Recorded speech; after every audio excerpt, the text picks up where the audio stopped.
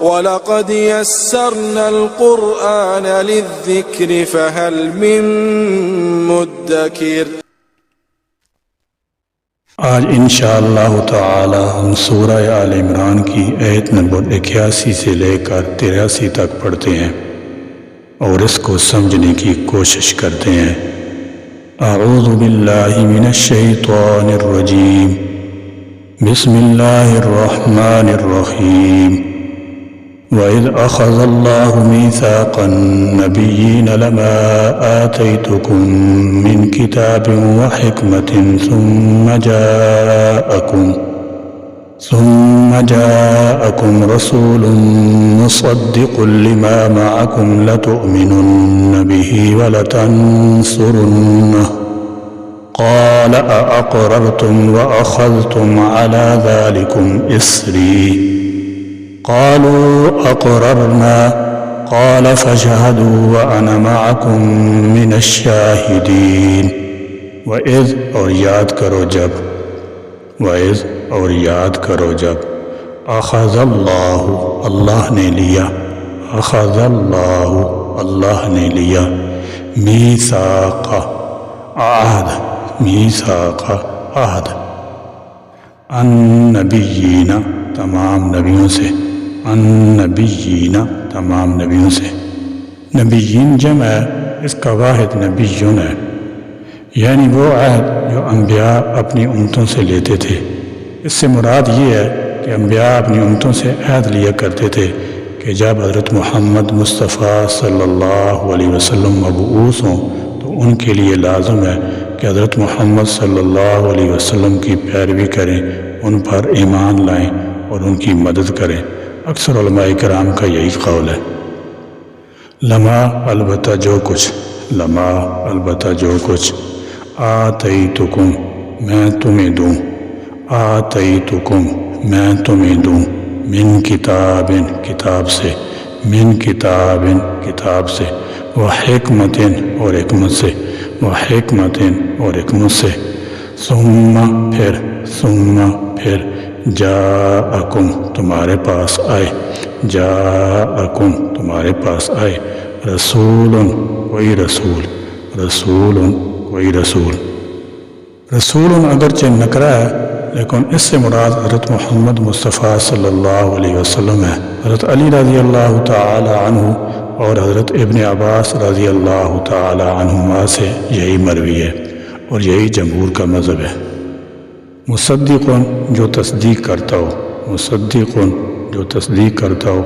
لما اس کی جو، لما اس کی جو،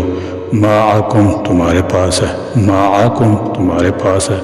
لتؤمنن تو تم ضرور ایمان لانا، لتؤمنن تو تم ضرور ایمان لانا، بھی اس نبی پر، بھی اس نبی پر، ولتنصرن اور تم ضرور اس کی مدد کرنا، وَلَتَنْصُرُنَّ اور تم ضرور اس کی مدد کرنا۔ قال اللہ نے فرمایا، قال اللہ نے فرمایا، کیا اقررتم تم اقرار کرتے ہو، اقررتم تم اقرار کرتے ہو، وَأَخَذْتُمْ اور تم قبول کرتے ہو، وَأَخَذْتُمْ اور تم قبول کرتے ہو، عَلَىٰ ذَٰلِكُمْ اس پر، عَلَىٰ ذَٰلِكُمْ اس پر، اسری میرا عہد، اسری میرا عہد۔ اسر کے لفظی معنی ثقل اور بوجھ کے ہیں اور اس سے مراد عہد ہے، یعنی پھر اللہ تعالیٰ جل شاہ نے فرمایا کہ کیا تم اقرار کرتے ہو اس بات پر کہ میرا عہد قبول کرتے ہو؟ قالو انہوں نے کہا، قالو انہوں نے کہا، اقررنا ہم نے اقرار کیا، اقررنا ہم نے اقرار کیا۔ قال اللہ نے فرمایا، قال اللہ نے فرمایا، فاشہدو پس تم گواہ رہنا، فاشہدو پس تم گواہ رہنا، وآنا اور میں بھی، وآنا اور میں بھی، معکم تمہارے ساتھ ہوں، معکم تمہارے ساتھ ہوں، من الشاہدین گواہوں میں سے، من الشاہدین گواہوں میں سے۔ اس آیت میں اللہ تعالیٰ جل شانہ نے قیامت تک پیدا ہونے والی نسل آدم کو عالم ارواح میں متمثل فرما کر ان سے سوال کیا تھا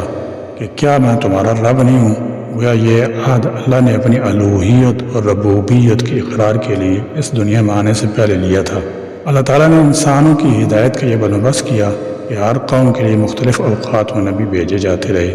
تاکہ لوگوں کو نیکی کا حکم اور برائی سے منع کرتے رہیں۔ اس کے ساتھ ہی یہ وعدہ بھی اللہ تعالیٰ جل شانہ نے نبیوں سے لیا کہ تم اپنی قوم کو یہ سبق بھی اچھی طرح دے دینا کہ جو نبی تمہارے پاس آئے اس کی کتاب اور شریعت تم خود بھی مانو گے اور تمہاری امت بھی اس پر پورا یقین کرے گی۔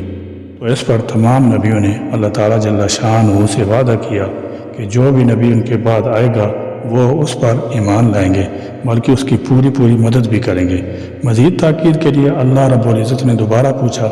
کیا تم اپنے عہد کا اقرار کرتے ہو؟ سب نبیوں نے عرض کیا، ہاں ہم اقرار کرتے ہیں۔ تو اللہ تعالیٰ جل شانہ نے فرمایا، اس عہد پر تم بھی گواہ رہو اور تمہارے ساتھ میں بھی گواہ ہوں۔ جب حضرت محمد مصطفیٰ صلی اللہ علیہ وسلم آئے تو یہود و نصارہ نے آپ کو ماننے سے انکار کر دیا، حالانکہ ان کے پاس آپ کے آنے کی تمام نشانیاں موجود تھیں، مگر انہوں نے اپنے نبیوں کے احکامات کی بالکل پرواہ نہیں کی اور آپ صلی اللہ علیہ وسلم کو ماننے سے انکار کر دیا۔ تو ایسے لوگوں کے لیے اللہ تعالیٰ نے فاسقون، نافرمان کا لفظ استعمال کیا ہے۔ حضرت علی المرتضیٰ کرم اللہ تعالی وجہہ الکریم نے فرمایا کہ اللہ تعالیٰ جل شانہ نے حضرت آدم علیہ السلام اور ان کے بعد جس کسی کو نبوت عطا فرمائی ان سے سید الانبیاء محمد مصطفیٰ صلی اللہ تعالی علیہ وسلم کے متعلق عہد لیا، اور ان انبیاء علیہ السلام نے بھی اپنی قوم سے عہد لیا کہ اگر ان کی حیات میں سرور کائنات صلی اللہ تعالی علیہ وآلہ وسلم مبعوث ہوں تو وہ آپ صلی اللہ تعالی علیہ وسلم پر ایمان لائیں اور آپ صلی اللہ تعالی علیہ وسلم کی مدد و نصرت کریں۔ حضور اکرم صلی اللہ علیہ وسلم کے متعلق اس خاص عہد سے آپ کی ختم نبوت کا اظہار ہوتا ہے۔ یہ بات تو واضح ہے کہ کسی نبی نے حضور نبی کریم صلی اللہ علیہ وسلم کا زمانہ نہیں پایا جو اس میثاق کی روح سے آپ پر ایمان لاتے اور آپ صلی اللہ علیہ وسلم کی مدد کرتے۔ البتہ حضرت عیسیٰ علیہ السلام جب قرب قیامت میں نازل ہوں گے تو حضور اکرم صلی اللہ علیہ وسلم کا زمانہ پائیں گے۔ اس وقت وہ حضور اکرم صلی اللہ علیہ وسلم کے نائب کی حیثیت سے جلوہ افروز ہوں گے اور آپ صلی اللہ علیہ وسلم کی شریعت کے مطابق دنیا میں قرآن و سنت کا نظام جاری کریں گے۔ اس عہد سے حضور صلی اللہ علیہ وسلم کی خاص فضیلت کا بھی اظہار ہوتا ہے۔ اسی بنا پر مفسرین کرام فرماتے ہیں کہ شب معراج میں اللہ تعالیٰ نے تمام انبیاء علیہ السلام کو بیت المقدس میں جمع کیا اور حضرت جبرائیل علیہ السلام نے آپ کا ہاتھ پکڑ کر آگے کر دیا اور آپ صلی اللہ علیہ وسلم نے تمام انبیاء علیہ السلام کو نماز پڑھائی۔ اس سے ثابت ہوا کہ ہمارے نبی کریم حبیب خدا حضرت محمد مصطفیٰ صلی اللہ تعالی علیہ وسلم تمام انبیاء علیہ السلام میں سب سے اعلیٰ و افضل ہیں۔ فمن تولى بعد ذلك فأولئك هم الفاسقون۔ فمن پھر جو کوئی تولا روگردانی کرے گا، تولا روگردانی کرے گا، بعد ذالک اس عہد کے بعد، بعد ذالک اس عہد کے بعد، فأولئک هم تو وہی لوگ ہیں، فأولئک هم تو وہی لوگ ہیں، الفاسقون نافرمان، الفاسقون نافرمان۔ فرمایا فمن تولا بعد ذالک جس نے اعراض کیا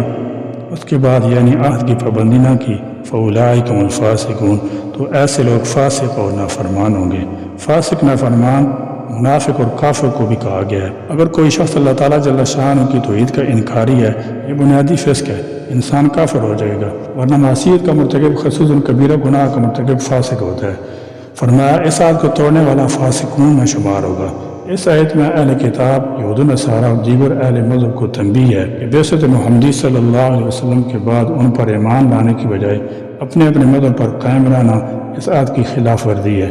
جو اللہ تعالیٰ جل شانہ نبیوں کے واسطے سے ہر امت سے لیا، اور اس عہد سے انحراف کفر ہے۔ فسق یہاں کفر کے معنی میں ہے، کیونکہ نبوت محمدی صلی اللہ علیہ وسلم سے انکار صرف فسق ہی نہیں، سراسر کفر ہے۔ أفغير دين الله يبغون وله أسلم من في السماوات والأرض طوعا وكرها وإليه يرجعون۔ أفغير کیا پھر سوائے، أفغير کیا پھر سوائے دین اللہ اللہ کے دین کے، دین اللہ، اللہ کے دین کے، یبغون یہ کوئی اور دین تلاش کر رہے ہیں، یبغون یہ کوئی اور دین تلاش کر رہے ہیں، وَلَهُ حالانکہ اسی اللہ کے، وَلَهُ حالانکہ اسی اللہ کے، اسلامہ فرما بردار ہے، اسلامہ فرما بردار ہے، من جو کوئی بھی ہے، من جو کوئی بھی ہے، فی السماوات آسمانوں میں، فی السماوات آسمانوں میں، والارض اور زمین میں، والارض اور زمین میں، طوعاً خوشی سے، طوعاً خوشی سے، وقارعاً اور ناخوشی سے، وقارعاً اور ناخوشی سے، وإلیہ اور اسی کی طرف، وإلیہ اور اسی کی طرف، یرجعون وہ لوٹائے جائیں گے، یرجعون وہ لوٹائے جائیں گے۔ جب یہود و نصارہ نے حضرت محمد صلی اللہ علیہ وسلم کو ماننے سے انکار کر دیا تو اس پر اللہ رب العزت فرماتے ہیں کہ کیا ان کو اطاعت الہی کا راستہ چھوڑ کر کوئی اور راستہ پسند ہے؟ یعنی کیا یہ لوگ اللہ کے دین کے علاوہ کسی اور دین کے خواہش مند اور طالب ہیں؟ یہ خواہش نہ درست ہے نہ مناسب، اس لیے کہ اللہ تعالیٰ جل شانہ کے دین سے بہتر کوئی دین نہیں، کیونکہ دین اسلام اور خود ان کا مذہب بھی یہی سکھاتا ہے کہ اللہ ایک ہے،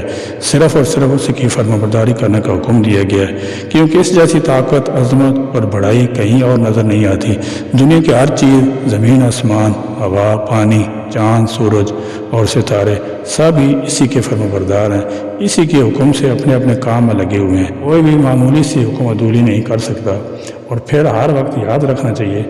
کہ یہ زندگی ختم ہونے والی ہے اور اس کے بعد اللہ رب العزت ہی کے پاس جانا ہے۔ اللہ کے پاس جانے کے لیے اتنے اچھے عمل کرنے چاہیے کہ جب اللہ کے حضور جائیں تو عذاب کا خوف بالکل نہ ہو۔ تمام مخلوق اسی کے پاس واپس جائے گی، وہ ان کے درمیان فیصلے کرے گا اور انہیں جزا سزا دے گا، اور تمام معاملہ اس کے فضل کا مظہر ہوگا یا اس کے عدل کا۔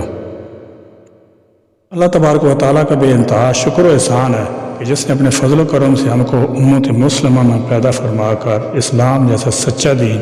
اور قرآن جیسی عظیم کتاب اور حضرت محمد مصطفیٰ صلی اللہ علیہ وسلم جیسے افضل الانبیاء والمرسلین نبی عطا فرمائے۔ اللہ کریم ہمیں ان عظیم نعمتوں کی سچی اور صحیح قدردانی کی توفیق عطا فرما، اور ہم کو اپنے نبی پاک صلی اللہ علیہ وسلم کا سچا امتی بن کر زندہ رہنا اور اسی پر مرنا نصیب فرما۔ آمین یا رب العالمین، وآخر دعوانا ان الحمد للہ رب العالمین۔